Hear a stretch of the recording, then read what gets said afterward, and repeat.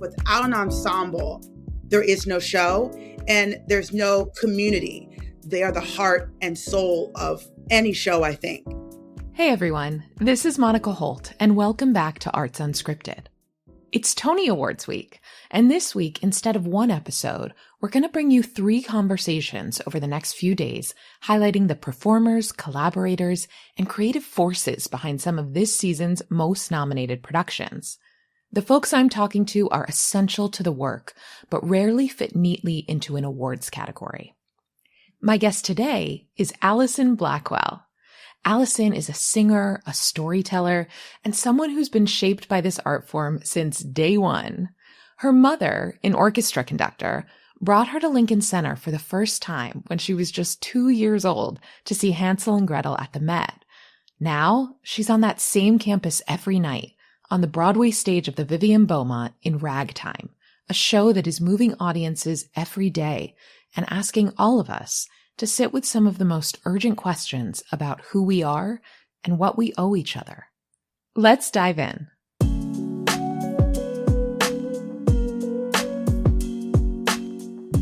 Allison Blackwell, welcome to Arts Unscripted. I'm so happy to see you today. Thank you for having me. Oh, no. Thank you so much for making time. I know this is a wildly busy moment for you, for the whole New York theater community. And we're going to chat a little bit about this season. But before we get there, I would love to hear from you about how art first came into your life.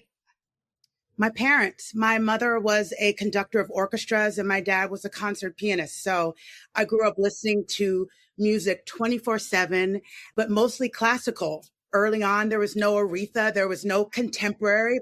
I didn't start listening to that type of music until really middle school, high school. So I grew up with Chopin, Rachmaninoff, Beethoven, Bach, Puccini. It was all opera, all classical orchestral music. So that was what I grew up with first. My mother took me to the Met when I was 2 to see Hansel and Gretel for my first experience. And so just to be able to now be in Ragtime at that same campus where my mom first introduced me to music and the performing arts, it's like such a full circle moment for me and kind of indicative of how the arts has really influenced my life and been with me since such an early age until now. Yeah. That's going to make me tearful just thinking about it right now. Being on that campus is... Yeah. 2 years old, and Hansel and Gretel for a long time was my favorite opera, was my favorite. I would just listen to it all the time. And it was in my cradle. They would play the "When I Go to Sleep at Night." That was what I would hear when I would go to sleep. That would calm me when I was little. Okay, so well, it's almost like we need no explanation about how your musicality and your gorgeous voice has just blossomed. But it's a long story to get there because I grew up in a family with so much music that it scared me to actually go into it. I was going to ask, did you feel pressure? Well, the legacy of my parents, they both became music teachers, Temple University. And so they were teachers and also did music. So there was a stress of that a little bit on my shoulders. And so I think that kind of made me be a little scared of choosing it as a career. And it took me some time to find my way. Yeah. When did you start really exploring, okay, if this was a professional journey I wanted to take, what does that look like for me? Well, I did gospel in my last year of high school and I fell in love. I was like, oh, musicals, this is it. Because I was always singing in choirs. I was doing ballet, I was dancing, but that was the thing that gave me the bug, Stephen Schwartz's gospel. And I was like, Mom, this is what I want to do. And it was my senior year in high school. And she was like, it's too late. You're about to go to college. Like, you can't, Juilliard, like these kids have been training for years and years to get into Juilliard, to New England, to Cincinnati. All these top schools, they've been training. I know that you love to do this, but do you want to really do this? And so my mom was like, you're going to go to a 4-year college, get a degree. And if you want to do it after that, then you go ahead and do it. But you're going to get an education and really figure out this is what you want to do because you need to commit your life to it because they knew how hard it was. And so from there, is that what led you to Spelman? It led me to Spelman because also my parents were like, you need to live in this world and have a job besides being a performer. I grew up with parents that had multiple jobs. My mom was a teacher, but also a choir conductor. My dad, the same, multiple jobs. So they were like, just doing theater or music is a wonderful thing, but not many of us can just do that and make a living. So they're like, go to Spelman, get your 4 years. I was in Glee Club at Spelman. I did all the theater productions there, which was really, really great. But that was the route I took. The 4 years was still singing and still doing theatrical, but also I got an English major, drama minor. I was like, maybe I can be an entertainment lawyer. Maybe I can still be involved in music, but not make it my life because I wasn't sure yet if I wanted to do it. But music never left me. I love hearing that. Yeah. Fellow English major here. So Yes. fully here for that. So as you're leaving Spelman, you took a brief look at law school. You mentioned entertainment law there. So what ultimately then pulled you back into the stage? This is a funny story. So in my senior year and junior year of college, I interned at law firms in Philadelphia. Then I applied to work for Congressman Stephanie Tubbs Jones of Cleveland, Ohio, got the job and started working in the office as like basically a secretary, but a congressional aide, they would call it on the Hill. And I would always get in trouble for singing at my desk. Stop. Yeah. I would be like inputting things and I'm like, Of course. And they'd be like, Allison, you're singing. It just was always in me. If and only they knew how lucky they were to be hearing that. That's what I want to go rap on their doors and say, you have no idea. In my mind, I wasn't singing. See, I thought I was doing the work, but I was always singing. And I was like, this is something, I can't let this go. I did a big concert with the Baltimore Symphony Orchestra. And I was like, I need to give this a try. I need to make this happen. And I was working in Congress when 9/11 happened, which is a whole bigger conversation. So we know what happened in New York, but DC, the idea of like every congresswoman, senator on the streets of DC, like, where do we go? The city is gridlocked. Oh, yeah. And I remember walking home that day from the house and being like, life is short and I'm afraid to make this my career, but I need to try. So I applied to like 3 programs for my master's. And then I got into Boston Conservatory and I gave my notice to the congresswoman who knew I loved to sing. And she gave me her blessing. She was like, go. I know that that's what you want to do. Oh, that's beautiful. Yeah. And then I went off to Boston Conservatory for 2 years, got my master's, hardest 2 years, just playing catch up. I didn't get a degree in musical theater. So I was 4 years kind of behind. So it was really rough, but I graduated, got out of there. And like the first gig I got was Pittsburgh Civic Light Opera Dreamgirls. Are you kidding me? Norm Lewis, who's now— I know that production at the CLO. Yes. Of course. With Billy Porter, Frenchie Davis, Montego Glover. It was nuts. I did an open call. Are you kidding me right now? And then I got a random call like, oh, we want you to be a part of Dreamgirls. And it's like unofficial cover for Effie. Get real. So like I had to step in sometimes for Frenchie doing Effie. Immediate masterclass. Well, and it's also so interesting. I think about your voice, the way that it blooms on stage, but also to think about then your first gig being in Dreamgirls, which is such a different vocal than what I was brought up with, for sure. Right. And I just remember at school, Boston Conservatory, they were telling me like, I know you love legit. I know that you live in that world, but you've got to learn other styles. You've got to learn to find the other part. Because, in the classical world, that belting, that gospel, whatever that tone is not really loved. And so I had to just find a way to do it my way and to make it as authentic for me. I don't consider myself a gospel girl or any of that type of stuff, but like there is a soul to my voice that I can add. That was a good lesson I learned on versatility and how important that was for me to not only be able to use that legit classical side, but like you're going to be expected to do other things with your voice. And can you do it? So then talk to me about how you kind of approached opportunities from there. I mean, I imagine being immersed in that setting at a venue as beloved as the CLO has got to be a pretty wonderful kind of first professional, as you were saying, moment. So then how did you take that and grow over time? Well, one, making the decision to move to New York City. Some people don't make that move. I could have possibly stayed in Philly where I grew up, or Chicago has a great theatrical community. I could have done that, but I was like, let me move to New York and see what happens. And I remember seeing Billy Porter on the street. And I had been there maybe for a couple months and stuff. And I was like, I want to be on Broadway. And he just looked at me. You know how Billy looked at me and was like, New York is not going anywhere, and neither is Broadway. Go regionally, learn roles, learn who you are as an actor and as a performer, and then come back here. And it was the best advice I've ever gotten from anyone. And regional theater has been my saving grace and the hub, and where I've been able to do some of my favorite roles and learn who I am as a performer, so that when you get Broadway opportunities, you're not as scared. It's always scary getting a Broadway audition or going on Broadway. But once you have roles under your belt, you start knowing who you are as an artist and also as a human. So regional theater is what I did for many, many years all across the country. And I think the next gig I got was Aida at Arvada Center in Denver, Colorado. And I was an understudy for Aida.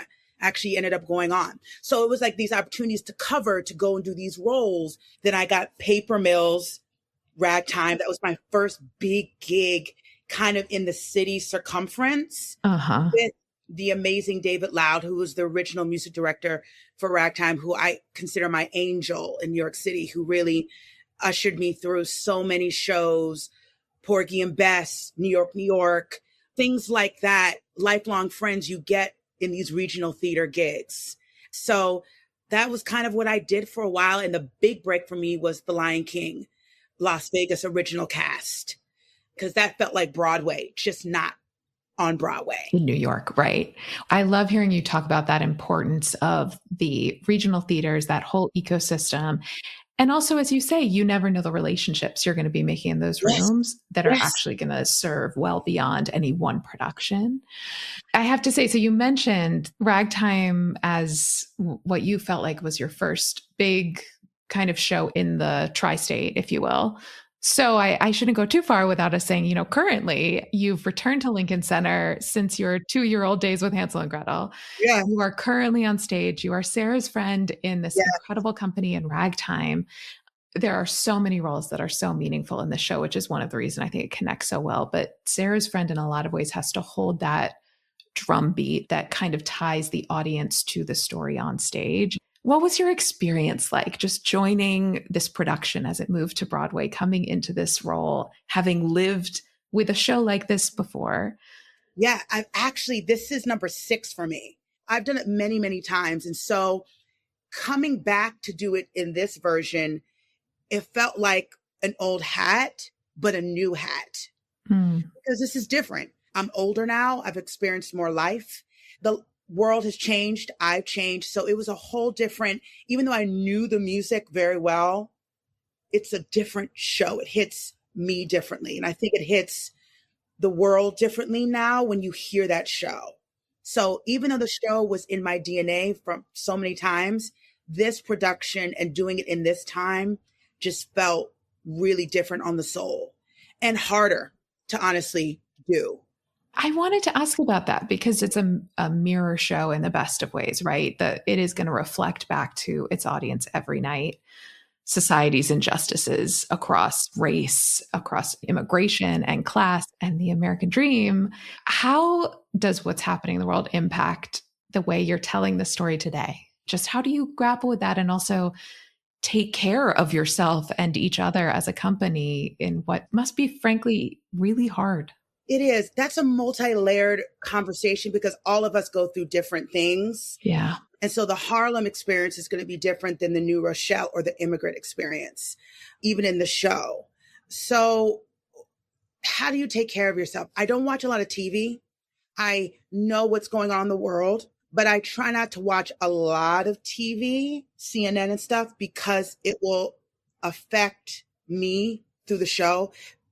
Because the show does have hope, but I feel like Cats, their concept is the ballroom and celebrating Black joy. Our concept is America.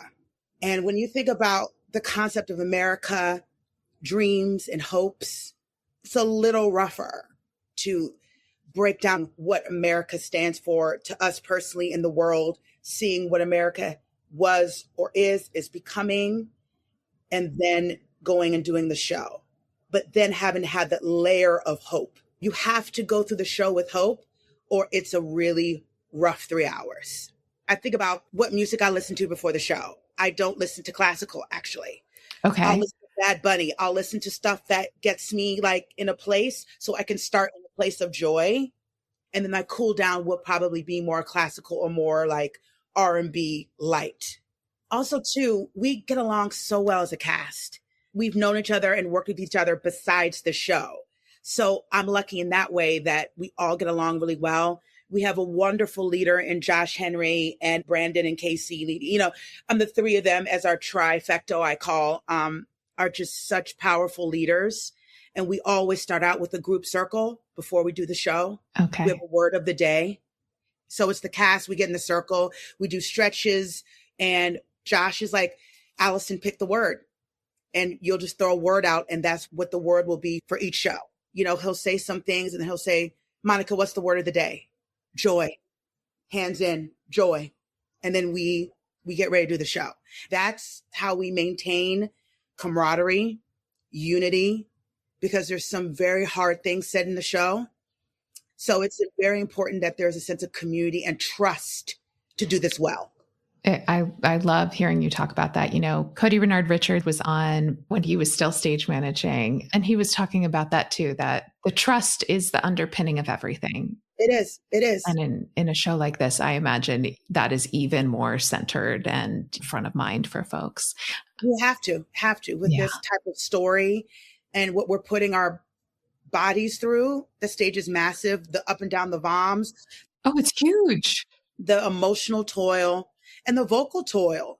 The score is massive for us to sing for 3 hours and to stay grounded and honest through 3 hours of telling the story.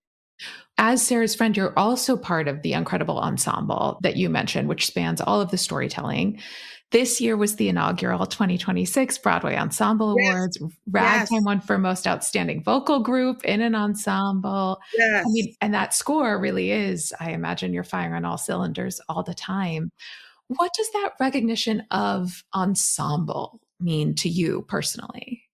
It's so important. And I just feel like the TONYS needs a best ensemble. Yes. There's just categories that are missing for me because I feel like without an ensemble, there is no show and there's no community. So we don't connect with Cole House or Mother or Tata without the immigrant ensemble, the Harlem ensemble, the New Rochelle ensemble that builds these communities around these people. And, as a principal, you need ensemble. You need people behind you to fill in that story. And so I just think the ensemble is so important. And I've been in so many great ensembles, Porgy and Bess, New York, Lion King. You need these ensembles in these shows. They are the heart and soul of any show, I think. And it's about time they're acknowledged. It was a great celebration to be honored for my song specifically till we reach that day, and my cast who supports me every night and goes through that funeral, sometimes twice a day. So to be acknowledged, it's so important for not just our show, but for every show on Broadway and the ones that came before us. I think about the original Carousel that like 9,000 people in it, like Oklahoma, the original Showboat, like these people that built the foundation of an ensemble singing group. That's right. So I think it's super important. I hope it continues. And I hope that it hopefully eventually gets to the level of the Tony Awards, acknowledging it because it is super important. Yeah, I couldn't agree more. The fact that it's not currently a category continues to be a little baffling for me because there's also, as you said, there's honoring the present of the performances happening that season. There's honoring the past of all that was built before, but it's also how we tell the story of the future, how kids know more about what it takes to put on a show. And I think, you mentioned Cats, Ragtime, all of these shows right now, the core is that story that the ensemble carries a lot of the weight in telling. And 3 ensembles, as you mentioned, in Ragtime. Is there anything you think that is misunderstood about the work and the role of the ensemble and that community building, that ability to be together that audiences might not get? I think the misconception is just the ensembles is the people on stage. There are so many people, swings and understudies that have to do triple the work to make an ensemble work. I mean, the work that some swings have 13 tracks to learn. Understudies. Which is insane. I cannot wrap my head around that. That's super important to remember, that ensembles aren't just the people on stage, that swings are there, standbys, alternates, understudies are just as important, and they're considered the ensemble as well. I appreciate you saying that. Yeah. You know, Ragtime is, I mean, it's the Terrence McNally book, the score. Yeah, it's timeless. It's timely. It captures so much of that reflection that we were talking about. You mentioned Till We Reach That Day, which obviously you profoundly perform every matinee and evening. You know, I think sometimes we talk about the actor's responsibility telling the story, but one thing that I like to talk about a lot is the audience's responsibility of how they are receiving it. And when you talk about a show moving you, what you can do with that energy afterwards. Are there reactions that you're seeing in the audience? Is it, I mean, it might just be all tears at the end. Frankly, I know that's what I'm guilty of. Yeah. But conversations you pick up on as you're kind of leaving the theater, or things that have been interesting for you to hear? What I think is interesting about Ragtime specifically is how diverse the audiences have been. Seeing young folks to older folks coming to see our show, which makes me feel really good about theater in general, because there's always this idea like it's a dying art form, or we're worried about like people aren't coming to theater. And just seeing the diversity of race and age of people coming to see the show is really, really powerful. I don't know if I expected that. So to see younger people in the audience and parents bringing their kids to see this, that really touched me, and was a good surprise to see that we are still bringing in younger audiences and they want to hear this type of story. There's a place for The Lost Boys, Beaches, these other wonderful shows, but there's also a place for this type of story that's a little heavier, but needs to be seen and acknowledged. Absolutely. And I think this has been announced, the fact that Ragtime is going to tour across the country. Yeah, I'm thrilled about it, because I feel like there was a time when everyone was doing Ragtime that it kind of petered off a little bit. I mean, but it's also an expensive show. I get it. It's big. So it's a big show. And we're downsizing a lot more with musicals. But I think in this time, in this era we're in this country, I think that this is a show that should be seen across the country. It's just take a gander, take a look. Take a look exactly at where we used to be and where we are, and are we better or are we worse? It's up to you to decide. We're just showing the history of this country and what happened, what is still happening to some people. And you go off and make a decision and think about what your next move is going to be for this country. It is essential art as a mirror to society. Yes. I can't not ask you what it's like singing with the biggest orchestra in a Broadway theater this season. Oh, it doesn't get any better. And our stage is huge. So it's not only that you hear that, then the stage is huge. It's an amazing thing, because you don't always get that. And to sing Till We Reach That Day, and even to sing, to me, my favorite, the opening. When you guys us all singing, it's like, it's a dream to be able to sing a score like this, because you don't hear scores like this anymore. So to have a full orchestra, 28 pieces, it's a dream. It's a great opportunity. It's great. And it's something to celebrate. Absolutely.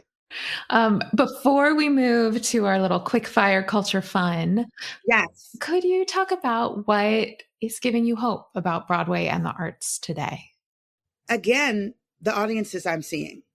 The diversity of all the people, old and young, different races coming to see this, that really moves me. And so I just hope there's a bigger uptick from this show to supporting performing arts in general. And that includes the orchestra, that includes the opera. I just hope that shows like this really get people excited about a fuller orchestra, fuller sound, all of that stuff. So that's encourages me. And I hope bigger musicals come back. I know they're expensive, but there's something about seeing more voices, hearing more voices, seeing more people.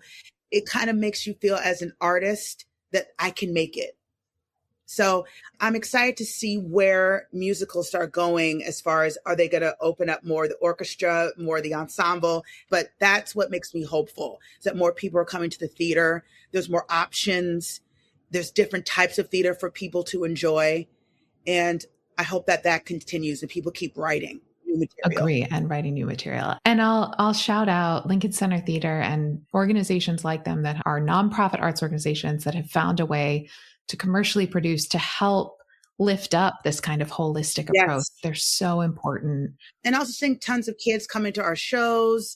That's how I learned about musicals as well.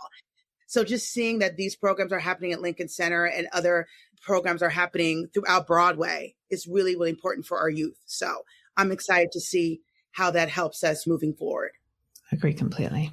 Yeah. Well, Allison, we have come to our little quickfire culture questionnaire. No wrong answers. Okay. The first question is, what is one piece of culture that can be a book, a TV show, a movie, a TikTok trend that you are currently loving? What's his name? Billy Eichner on the street? Yes, Billy on the street. Yeah, Billy on the street. I want that to come back. He's fabulous. Amen. I saw that on a TikTok or Instagram and I was like, oh, let me watch all of these because they were so funny. He's just great. So I miss that. Jessica Voss does it with her show, which I love, but I really miss Billy. Well, shout out to Vosk in the City, and we're personally asking Billy Eichner to come back. We need him right now. That's great. We need him. Billy on the street. Let's do it. Okay, if you could go back in time, what live performance or concert or event would you wish you had been present at? Oh, just one? How dare you? Oh, please make a list. We're here. Okay. There are people I wish I had seen in their prime, like Whitney Houston. I wish I had gotten to see Maria Callas in Tosca. I wish I had seen Leontine Price's last performance of Aida at the Met. These are genius answers. I wish I had seen Prince. I'll stop there. But those are like, I think about like people, honorable mention Luther Vandross, for sure. When we have the time machine, we'll let you know. Is there one free resource in any field that you think more people should make themselves aware of? Lincoln Center Library. I remember coming to the city and people telling me, you need sheet music, you need to go to the Lincoln Center Library. And I remember spending countless years going to that library, pulling out scores, studying, photocopying music for auditions. Yeah. That Lincoln Center Library is legendary. Anything you need is there. So that's what I would say. Bring back respecting libraries and going to libraries and studying and looking up material. You can watch videos of performances there, of ballets and operas and anything. Preach it. And then your final question, if you could broadcast one message about the arts across the country today, what would that message be? Honestly, stop cutting funding for the arts. We need money for the arts in middle schools, in elementary schools, in high schools, in colleges. Stop cutting funding for the arts. It's important. It changed my life as a young woman, and it's changed so many people's lives. I wouldn't be here without the support of funding for programs, so it's deserving of the support from our government. Well, Allison, seeing your face brings me joy. Ragtime has meant so much to so many of us, I know, and we are all just cheering you on. Truly, truly, Thank truly. you. Thank you. It's an honor to do it and just grateful.